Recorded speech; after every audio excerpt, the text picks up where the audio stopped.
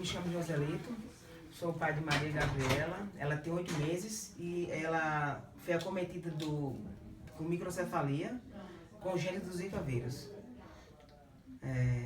No caso, a gente passa por vários tipos de abandono, tanto do poder público como também da sociedade.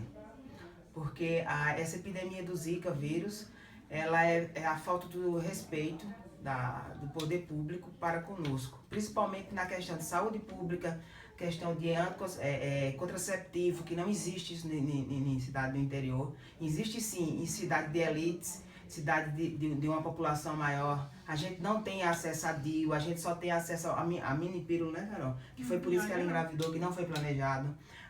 A gente falta muito a questão de atenção, a falta também de transporte, a gente é hostilizado, a gente é menosprezado, incitando em voz alta contra nós quando a gente vai pedir o transporte.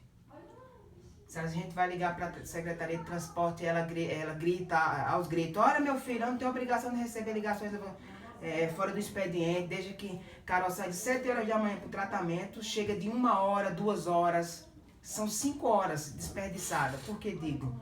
O tratamento é em média 40 minutos, no máximo 40 minutos. Passa 5 horas esperando lá, entendeu? Com fome, o hospital não dá suporte. Aí a gente vai falar com a direção do hospital, ela diz pra gente que só tem direito a 2 anos, como se nossa filha fosse dar cura a ela de microcefalia, porque tem outros problemas associados, né, microcefalia. 2 anos do quê? O tratamento foi dito isso aí pelo governo, que é de 2 anos o tratamento. E o governo agora estipula uma lei desumana dizendo que a gente tem que viver com R$220, desde que a gente paga R$350 de fralda, leite, fora que tem outro filho. Ainda dá a condição que se eu for trabalhar, que eu estou desempregado, ela perde o direito. Não, isso não é só com a gente, isso aí são com 190 famílias. Para se ter noção, o INSS covardemente utiliza de burocracias para que a gente não tenha acesso. Se tiver noção, Gabriela, a gente tem documentado, tá lá dizendo, o agendamento para a gente era pro mês de julho, ela nasceu em janeiro. Olha como é a situação desumana para uma epidemia, que falta esgoto, falta água tratada na nossa casa, falta uma atenção... Você é de onde? É de Esperança. Tem 31 mil habitantes. Quando eu digo lá... É perto de Campina Grande. Para João Pessoa fica 150 quilômetros de distância. Mas, falando aí, uma falta de atenção com a gente, porque a gente é a mais sofrida, porque a gente que paga mais imposto, infelizmente.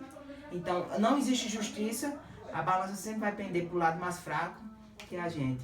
Então, falta... Desde o pré-natal foi negligenciado, até o pós-parto e até agora o tratamento. Como a gente se baseia nisso? Carol só teve direito a um ultrassom que deu, no 2º mês, que deu o achado de alterações laterais. A princípio, a gente já tinha no hospital, no 2º mês, Carol estava com dengue. Lá não se chamava de dengue nem zika, se chama lá, não sei como é que os profissionais são diferentes dos daqui, chamava de dengue fraca. Dengue fraca ou virose. Depois, com a Copa, né, a gente perdeu a Copa e ganhou o Zika, lá em Pernambuco. Então, o que acontece? Começou a eclodir aí na mídia, nos 5 meses, quando ela estava com 5 meses, quando a gente fez a morfológica, que quem teve Zika, possivelmente estava dando microcefalia. Aí já ia por 250 casos, 300, 500 casos em Pernambuco. Desde que a gente já estava com medo, a gente foi procurar a enfermeira, ela acalentou a gente dizendo o seguinte, que vá para casa e se relaxa, não tem nenhum problema não vai ter nenhum tipo de complicação. Nisso daí ela só fez um ultrassom, que foi no 2º mês, que já deu alterações. Aí a gente foi na enfermeira, que a enfermeira passou para o médico, e o médico disse que era para a gente fazer um particular morfológico, no 5º mês. A gente fez numa clínica que não deu nada, não diagnosticou nada. Desde que ele passou quase 15 dias, de 7 a 15 dias, para saber o sexo, que ele não tinha noção. Veja a qualificação do médico. E a gente pagou, na época eu estava desempregado, a gente pediu emprestado aos parentes, eu consegui o dinheiro. Porque ela disse que não dava, a Secretaria de Saúde. E dá sim, que eu conheço pessoas que recebem. Então é um descaso, não só com a gente, mas com outras famílias que a gente participa do WhatsApp, tanto de Pernambuco como de lá. É tão desumano que os nossos filhos têm convulsão. Ora, se uma criança com convulsão, se uma pessoa adulta com convulsão já é um estado deprimente, a pessoa vem, imagina uma criança. A gente chega é atormentado no hospital, o médico olha pra gente, manda pra casa, a criança diz, se acostume. Olha como é a condição desumana, tanto do profissional de saúde como dos profissionais públicos, de elites. A gente já passa... Você dizia que ela precisa de uma órtese e do óculos. Do óculos. Mas diga como é. Você disse que ela precisa. fica muito tempo esperando para uma... Qual é o tratamento que ela faz? É semanal? É semanal, são 2 vezes por semana. Mas é o quê? Com fisioterapeuta? Isso, fisioterapeuta. Fisioterapeuta todas as segundas e quartas. E fora outras consultas, com o neurologista, com o oftalmo, com a pediatra. Toda semana você leva? Essas consultas fora a parte, a fisioterapia toda semana. Agora as outras consultas são por mês, de 3 em 3 meses, de 2 em 2 meses, são outras consultas. Aí no caso dessa do oftalmo, o que acontece? Dá lá os números todinho, mas não dá o laudo. Como é que a gente vai comprar o óculos? Porque falta essa comunicação. Já faz 8 meses que a gente está esperando receber o resultado do líquido amniótico para saber se é zika ou não é. E não recebe. A gente falou com o hospital universitário, a diretora. E essa órtese é o quê? É para os braços dela, porque ela tem um atraso no desenvolvimento dos membros superiores e ela fica com os braços muito para trás. Agora, para eles ficarem direitinhos, aí tem que usar a órtese para aprumar. Aí como é que você ficou sabendo que precisa disso? Porque a fisioterapeuta disse. E ela disse mais ainda, que não tem médico, porque não tem recurso. E o governo disse que destinou dinheiro sem ter dinheiro pra gente lá. E vocês estão recebendo o benefício? BPC? Salário? A miserabilidade do governo. É 2 anos, né? 3 anos da pela lei condição. Temer seria no máximo 3 anos. Agora você podia...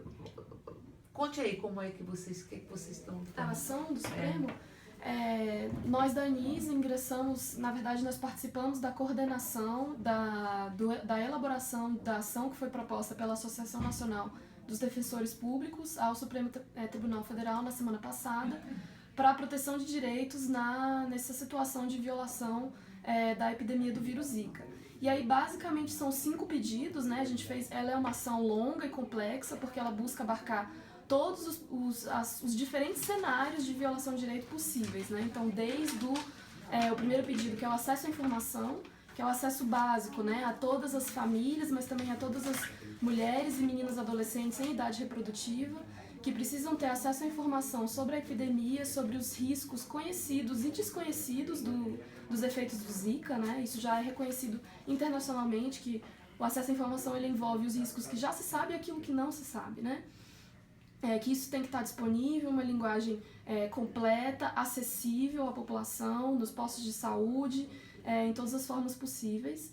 Então, esse seria o primeiro pedido. E o segundo está muito relacionado ao direito constitucional ao planejamento familiar. Então, associado ao direito à informação, a possibilidade da prevenção da gravidez, se essa for o desejo da mulher e das famílias, né, de se prevenir a gravidez com acesso aos contraceptivos, aos melhores métodos contraceptivos, também reconhecidos internacionalmente. E aí nós temos um problema aqui na rede pública de saúde, a gente não oferece os métodos de longa permanência, então a gente faz um pedido na ação de que tenha acesso ao que são chamados LARC, que são os métodos hormonais de longa permanência, como o Dilmirena ou o implante, porque a gente sabe que com o DIU, que a gente oferece, que oferece muito pouco, mas que em tese se oferece, tem uma rejeição muito grande das mulheres. E esse é um problema grave, né, das altas taxas de gravidezes não desejadas. Então, o pedido do planejamento familiar está relacionado a isso, a contraceptivos. Associado a ele também tem o pedido do repelente, ou seja, para aquelas mulheres que desejam engravidar, que o acesso ao repelente ele faz parte de um acesso a uma gravidez saudável, que ela possa se proteger do vírus Zika, né? Para aquelas mulheres que estiverem diagnosticadas com Zika, que estiverem em intenso sofrimento pela epidemia, que tenha também o acesso à possibilidade de interrupção da gravidez, né, condicionada a isso, a infecção pelo Zika e o intenso sofrimento, porque a gente entende que se a mulher está submetida a essa epidemia por uma negligência do Estado, que não pôde controlar o mosquito vetor, não pôde controlar essa epidemia, então que seja garantido a ela o direito de escolher se ela consegue ou não prosseguir com essa gestação, né? E para as famílias já infectadas e aquelas que já têm os seus bebês com a síndrome congênita do Zika, que têm acesso ao benefício de prestação continuada, sem a restrição dos 3 anos, que foi, né, sancionada nessa última lei de 2016, que ela seja vitalício, como deve ser, como benefício para uma condição que ela é para toda a vida, que seja também, porque de acordo com essa lei de 2016, o benefício não pode ser recebido junto com salário e maternidade, a gente entende que não tem incompatibilidade entre os dois, então que deve ser recebido junto ao salário e maternidade, o BPC, e que os tratamentos de saúde necessários estejam em um raio de até 50 quilômetros da casa das famílias, que seja garantido, e se eventualmente não houver nenhuma possibilidade desse serviço no raio de 50 quilômetros, que haja o transporte adequado para o local mais próximo desse serviço de saúde de estimulação precoce das crianças, né, que é necessário. Então, uma moção complexa, vários pedidos. Então, vocês falaram em R$220, R$220 é o quê? É o quarto salário. O quarto salário é R$220, que dá condição. Só pode receber o benefício se... Mas estão recebendo benefício que é um salário. Então. Ah, tá. Não sei, porque você teria que ter uma renda familiar de pelo menos um quarto salário, que é uma renda bem restrita, né? R$220 por pessoa, para poder ter acesso ao benefício. Que o benefício não podia ser limitado, porque ele não é limitado. Exatamente. Ele é de acordo com a condição, ele não é temporal. A discussão dele não é o tempo que ele tem, mas a discussão dele é a condição que propicia que ele exista, né? E aí, numa situação muito drástica, porque um salário para 4 pessoas, ou pelo menos no mínimo para 4 pessoas, né? É uma coisa bastante restritiva. A gente teria que fazer outra discussão se tratando de uma responsabilidade do Estado. Exato. O que a gente pode fazer, primeiro, é um requerimento de informações. A gente faz um requerimento de informações ao ministro, para saber do menino como é que está, né? Como é que está o atendimento multidisciplinar, a oferta dos insumos, enfim, do tratamento completo, porque também não adianta você só ter a consulta, mas você tem que também, por exemplo, você precisa de uma órtese, tem que ter a órtese, né? E outra coisa, o governo está trabalhando com a emenda, com a mudança na Constituição, que vai limitar, vai congelar todos os gastos. Né? Então, ou seja, vai congelar porque vai reajustar só de acordo com a inflação. Se a inflação levou 10% do valor daquele salário, ele reajusta por 10%. Isso significa, na prática, congelamento. E nós estamos falando de um processo, primeiro, partir do pressuposto que nós não tenhamos ampliação da epidemia, se essas medidas forem cumpridas, vai ter uma restrição, mas ninguém pode assegurar que não vai ter uma ampliação. E mais pessoas, mais crianças vão nascer com microcefalia. Ainda mais que tudo indica que a epidemia é sazonal. Então a gente sazonal, pode estar... porque a zika, dengue, são sazonais. Exato. Nós estamos agora, teoricamente, no inferno também, porque está rompida a democracia.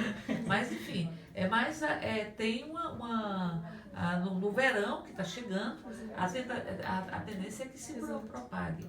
E não foram tomadas medidas.